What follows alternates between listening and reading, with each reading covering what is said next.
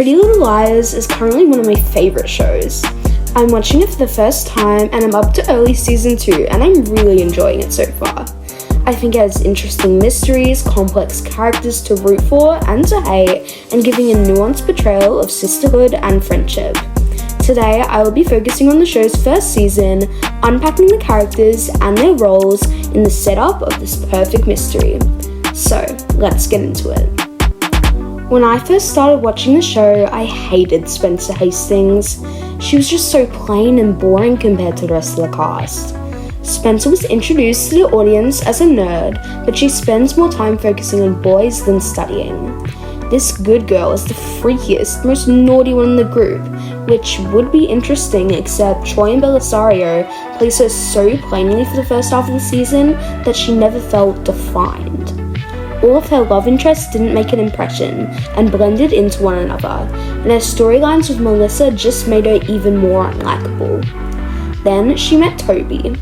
Absolutely loved their romance, and enemies to lovers story with actual chemistry, much more than she did with Ren or Ian or that random tennis guy that came and went. Their dynamic was so engaging that she quickly became my favourite liar. It wasn't just her romances that improved in the latter half of the season, I also think Troyan's acting improved.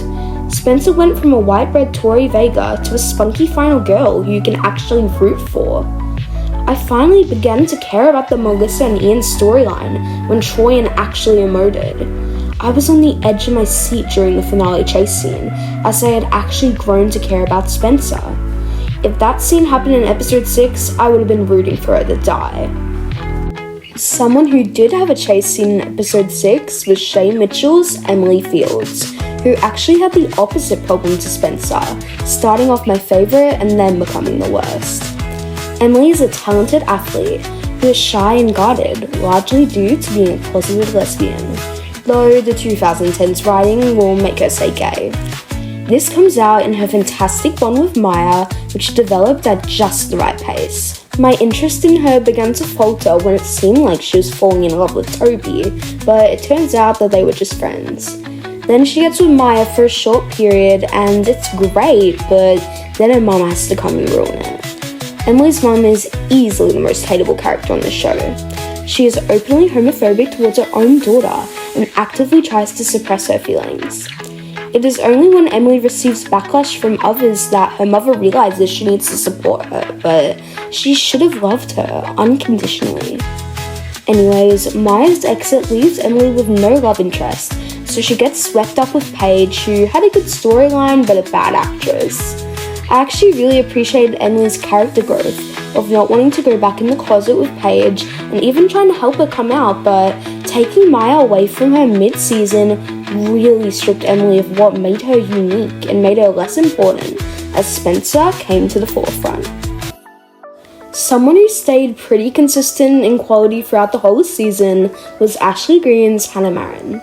She starts the season a sassy queen bee with a secret heart and ends the season a sassy queen bee with a secret heart. Her real intrigue is with the flashbacks that reveal the truth behind her biggest insecurities and explains why she keeps up her facade. Hanna had one of the best ongoing storylines with her techno boy toy and the lasagna box. I thought the early stages of her and Caleb's dynamic was cute, but Caleb's awful acting really just ruined the whole storyline. Hanna is put through the ringer this season by A, but still manages to keep cool, calm, and collected, maintaining a healthy relationship with her mum, which I feel is the heart of the whole show. I also really enjoyed her dynamic with Mona, and I can't wait to see the fallout of her being A, which unfortunately got spoiled for me. I also sadly got spoiled that Alison is alive, which completely changes everything we think in this season about the recently deceased Queen Bee, Alison DiLaurentis, played by the 12-year-old Sasha Pieterse, which is kinda crazy. She is such a perplexing character, mostly seen through flashbacks. She is bold, spontaneous, and manipulative. Everything she does, no matter how cruel, seems cool, thanks to a great performance by the young actress. Something I appreciated is that the grief of Alison didn't blind the lAyers from seeing how toxic she truly was, and that they held her accountable. I'm really curious, now knowing she is alive, on whether it was really Alison that Hanna saw in the hospital, or if that was just a coincidence. Something I really liked was Alison's bond with Lucy Hale's Aria Montgomery, who I have a lot to say about. Aria is a teenage English lover, or should I say English teacher lover. Yup, she has a romance with her teacher, Mr. Ezra Fitz. First, starting off not knowing their dynamic, they soon discover their predicament, but still continue a secret relationship. Aria is very clearly being groomed by Mr. Fitz, no matter how the show attempts to romanticize it. She goes over to his apartment and is forced to leave 30 seconds before him so nobody sees them. They both know it's wrong, but still engage with it, which yes, Aria is consenting to, but Mr. Fitz shouldn't allow it, no matter what. There's many instances in the season where their relationship almost gets found out and the audience is meant to care, but all I could think was that I wanted them to be found out and I wanted Mr. Fitz behind bars.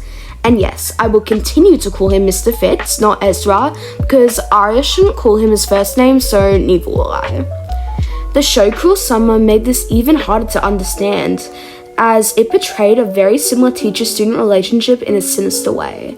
It made me realize even more how unhinged his storyline is, and sadly, this is Aria's only major storyline, besides her parents, which was interesting at the start but slowly became too unrealistic, and also a short Noel Khan romance that I was rooting for, just as a way to get away from Mr. Fitz. These characters are all so unhinged in the best 2010s way. They are dramatic and strong women who get on my nerves. No matter how many bad decisions these liars make and how much they frustrate me, there was a point in the first season where I loved all of them, whether Spencer, Emily, Hanna, Alison, or Aria. Thank you so much for watching. If you've seen Pretty Little Liars, let me know your thoughts on this debut season, and let me know if you want a season 2 analysis when I finish. Have a great day, bye!